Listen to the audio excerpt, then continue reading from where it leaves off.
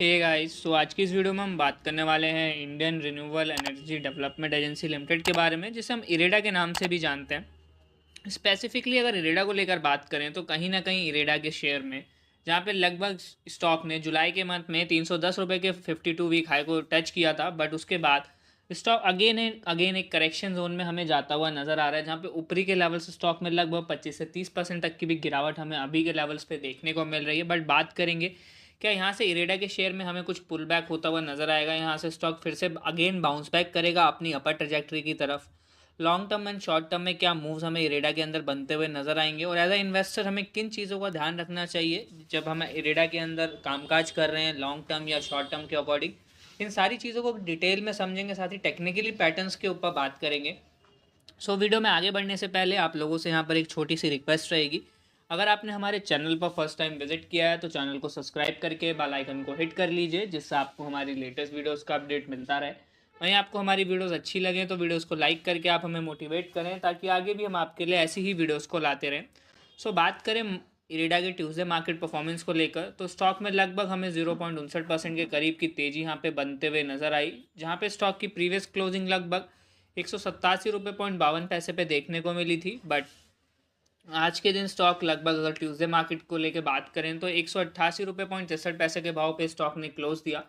वहीं स्टॉक के 5 डे के पैटर्न को समझें तो लगभग 3% के करीब की गिरावट नज़र आती है। 1 मंथ के डेटा में स्टॉक में लगभग 10.19% तक की गिरावट देखने को मिलती है।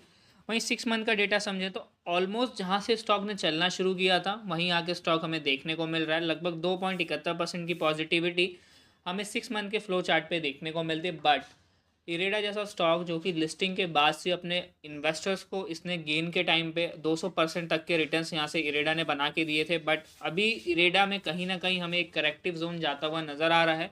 अब बात करेंगे क्या इरेडा इन लेवल से भी उभरता हुआ नज़र आएगा। अभी के लेवल्स पे भी इरेडा का बिजनेस हमें यहाँ पे अट्रैक्टिव देखने को मिलता है, जहाँ पे कंपनी की लोन बुक जो रहेगा डे बाय डे या यूं कहें क्वार्टरली बेसिस पे जो रहेगा, कंपनी के लोन बुक में हमें जो रहेगा वो बढ़ोतरी होते हुए देखने को मिल रही है।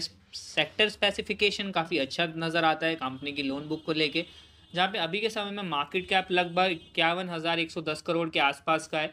पी रेशो लगभग 34.26 का है। कहीं ना कहीं अगर वैल्यूएशंस के अकॉर्डिंग देखें थोड़ी स्लाइटली एक्सपेंसिव वैल्यूएशंस पे हमें अभी के समय में इरेडा देखने को मिलता है। एक एक्सपेंसिव परफॉर्मर है अभी के लेवल्स पर, बट टेक्निकली जो चीज़ें यहाँ पर इंपॉर्टेंट हो जाती हैं अगर उनको लेकर बात करें, टेक्निकल बेसिस पर अगर फोकस करें तो स्टॉक में जो रहेगा हमें एक लोअर लो पैटर्न बनता हुआ नजर आ रहा है। अगर आप इस ट्रेजेक्टरी के ऊपर फोकस करेंगे तो यहाँ देखने को मिलेगा कि स्टॉक ऑलरेडी अपने बॉटम के पास हमें नजर आता हुआ देखने को मिल रहा है, जहाँ पे अभी जो स्टॉक का एक इंपॉर्टेंट सपोर्ट नजर आ रहा है लगभग 169 रुपये के आसपास स्टॉक के अंदर एक इंपॉर्टेंट सपोर्ट हमें देखने को मिलता है, जहाँ से हो सकता है स्टॉक अगेन हमें बाउंस बैक करता हुआ देखने को मिले। इफ़ अगर स्टॉक अपने 169 रुपये के सपोर्ट को लेकर आगे आने वाले ट्रेडिंग सेशंस में हमें कामकाज करता हुआ देखने को मिलता है।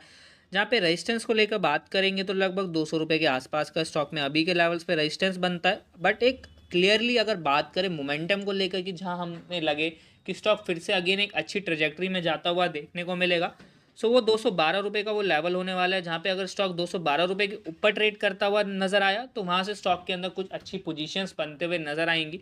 अभी के समय में स्टॉक एएसएम लिस्ट में फॉल कर रहा है, जिसकी वजह से स्टॉक में सिर्फ और सिर्फ हमें 5% का सर्किट लगता हुआ नजर आएगा, चाहे वो अपर की तरफ हो या लोअर की तरफ हो। सर्किट लिमिट बाउंडेशंस में होने की वजह से स्टॉक में करंटली तो कुछ बड़े मूव्स बनते हुए नजर नहीं आएंगे, बट एक पॉसिबिलिटी ये भी है जब स्टॉक एएसएम लिस्ट से बाहर आता हुआ नजर आएगा तो स्टॉक हमें हो सकता है एक अच्छे मूव्स बनते हुए देखने को मिले, क्योंकि अभी फाइनेंशियली डेटा पे भी फोकस करें। लास्ट क्वार्टर के ऊपर बात करें तो सितंबर क्वार्टर में कंपनी ने लगभग 388 करोड़ का प्रॉफिट रिपोर्ट किया, और वहीं अगर क्वार्टरली परफॉर्मेंस देखें तो अभी भी कंपनी की क्वार्टरली परफॉर्मेंस हमें काफ़ी स्टेबल होते हुए नज़र आ रही है। कंपनी ऑलरेडी काफ़ी चल चुकी है, फाइनेंशियली स्ट्रांग है, अभी बस एक करेक्टिव जोन यहाँ पे फेस कर रही है। जैसे ही यहाँ पे करेक्शंस खत्म होगी वैसे स्टॉक में फिर से हमें अच्छे मूव्स बनते हुए नजर आएंगे। बट पीएसयू को लेकर थोड़ा स्पेसिफिक होना इन लेवल्स पे बेहद ज़रूरी हो जाता है। अभी आपकी बाइंग अगर इरेडा में ऊपरी लेवल्स पे एक्यूमुलेट कर सकते हैं, आने वाले समय में स्टॉक्स में बाउंस बैक की पोजीशंस बनते हुए नजर आएंगी। अगर हम बाउंस बैक को पहले इंडिकेट करके उसे देखें और उससे पहली एंट्री अपनी बनाएं तो एक अच्छे लेवल्स तक हम स्टॉक को पुल आउट कर सकते हैं। बट एक म्यूचुअल फंड्स के डेटा को भी समझें, जो कि इन लेवल्स पर इंपॉर्टेंट हो जाता है। सितंबर एंड अक्टूबर के मंथ में म्यूचुअल फंड की होल्डिंग्स हमें काफ़ी अच्छी यहाँ पे स्टॉक में बनते हुए नजर आ रही हैं, जहाँ पे 32 म्यूचुअल फंड और स्टॉक के अंदर बाइंग की गई। वहीं 31 म्यूचुअल फंड द्वारा स्टॉक में अक्टूबर के मंथ में बाइंग की गई और 5 म्यूचुअल फंड द्वारा सेलिंग सितंबर में देखने को मिली और 3 म्यूचुअल फंड द्वारा सेलिंग हमें अक्टूबर के मंथ में देखने को मिली। म्यूचुअल फंड का एग्रेसिवली यहाँ पे बाइंग करना ये इंडिकेशन है कि कहीं ना कहीं इरेडा आगे चलकर कुछ बड़े मूव्स दे सकता है, तो उसके अकॉर्डिंगली स्ट्रैटेजी बिल्डअप करके चलेंगे तो कुछ अच्छे रिटर्न्स आप बना पाएंगे।